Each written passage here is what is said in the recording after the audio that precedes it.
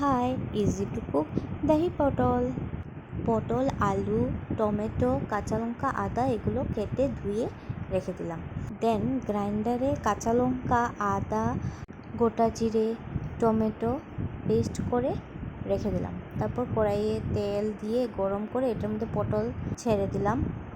দেন নুন, হলুদ দিয়ে আবার আলু দিয়ে যখন একটু একটু লাল লাল হয়ে এসছে, না তার মানে ভাজা হয়ে এসছে, উঠিয়ে রেখে দিলাম। তারপর আবার একটু তেল নিয়ে শুকনো লঙ্কা, এলাচ ফোড়ন দিয়ে পেস্টটা দিয়ে দিলাম।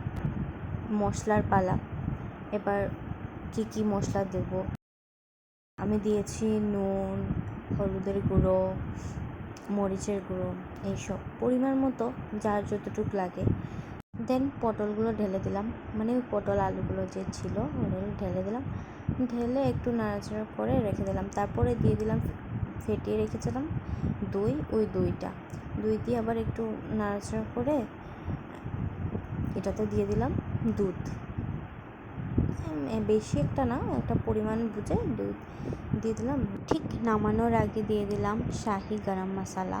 তারপর একটু ঘি ছিটিয়ে দিলাম উপরে। প্রায় হয়ে এসছে, একদম জিভে জল চলে আসার মতো রান্না।